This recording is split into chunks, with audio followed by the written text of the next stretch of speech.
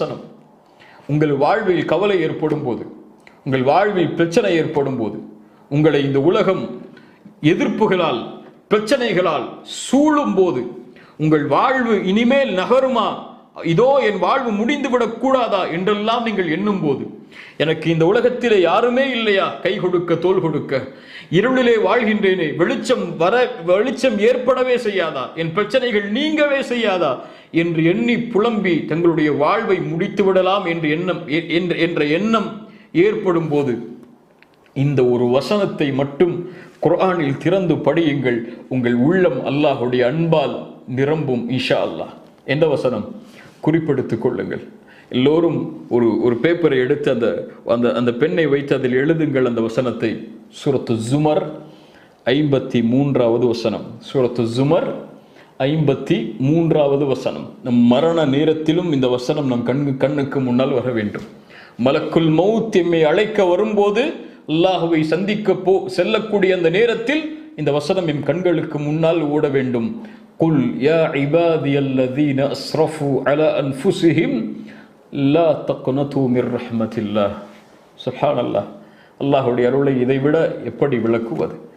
வரம்பு மீறி தங்களுக்கு தாங்களே அநீதம் செய்து, அஸ்ரஃபு வீணடித்து தங்களையே வரம்பு மீறி பாவம் செய்த என் அடியார்களே, சுப்ஹானல்லாஹ். அல்லாஹ்வுடைய ரஹ்மத்தை பாருங்கள்.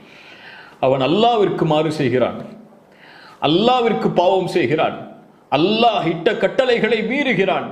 அவனையும் அல்லாஹ் அவனுடைய அருளால் இணைத்து சொல்கிறான், குல் யா இபாதியல்லதீன அஸ்ரஃபு அலா அன்ஃபுஸிஹிம், தங்களுடைய நஃப்ஸுக்கே வரம்பு மீறி பாவம் செய்த என் அடியார்களே கேளுங்கள், லா தக்னது மிர் ரஹ்மத்தில்லாஹ், அல்லாஹ்வுடைய அருளில் ஒருபோதும் நம்பிக்கை இழந்து விடாதீர்கள். எந்த நேரத்திலும், எந்த சூழ்நிலையிலும், எந்த இருள் சூழ்ந்தாலும், எந்த பிரச்சனையால் உங்களுடைய வாழ்வு சூழ்ந்தாலும், எந்த கவலையால் உங்களுடைய வாழ்வு சூழ்ந்தாலும், இந்த உலகமே உங்களை புறக்கணித்து விட்டாலும், இந்த உலகமே உங்களை எதிர்த்து விட்டாலும், உங்களை ஏற்றுக்கொள்ள இந்த உலகத்திலே யாரும் இல்லை என்றாலும், இந்த உலகம் உங்களுக்கு எதிராக திரும்பிவிட்டாலும், பொருளாதார நெருக்கடியால், நோயின் நெருக்கடியால், குடும்பத்தின் நெருக்கடியால், சூழ்நிலையின் நெருக்கடியால் உங்களுடைய வாழ்வு சூழ்ந்தாலும், லா தக்னது மிர் ரஹ்மத்தில்லாஹ், அல்லாஹ் இருக்கிறான், அவனுடைய அருளில் ரஹ்மத்தில் ஒருபோதும் நம்பிக்கை இழந்து விடாதீர்கள். லா தக்னது மிர் ரஹ்மத்தில்லாஹ், இன்னல்லாஹ யக்ஃபிரு ذுனூப ஜமீஆ, உங்களுடைய எல்லா பாவங்களையும் அல்லாஹ் மன்னித்து விடுவான். அல்லாஹ்விடத்திலே மனம் திருந்தி நீங்கள் பாவ மன்னிப்பை கேட்டால் அல்லாஹ் ரப்புல் ஆலமீன் உங்களுடைய எல்லா பாவங்களையும் மன்னித்து விடுவான். லா தக்னது மிர் ரஹ்மத்தில்லாஹ், இன்னல்லாஹ யக்ஃபிரு ذுனூப ஜமீஆ, ஏன்? இன்னஹு ஹுவல் கஃபூருர் ரஹீம், அவன்தான் பாவங்களை மன்னிக்க கூடியவன், அவன்தான்.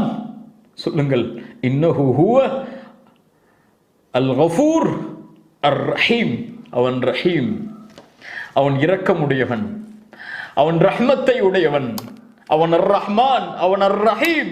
இன்னஹு ஹுவல் கஃபூருர் ரஹீம். ஏன் நம்பிக்கை இழக்காதே? அர் ரஹீம் இருக்கிறான் உன்னோடு. ஏன் நம்பிக்கை இழக்காதே? எந்த நேரத்திலும் அவனை எந்த நேரத்திலும் அவனுடைய ரஹ்மத் உன்னிலிருந்து நீங்காது. அவனுடைய அடியார் தான் நீ.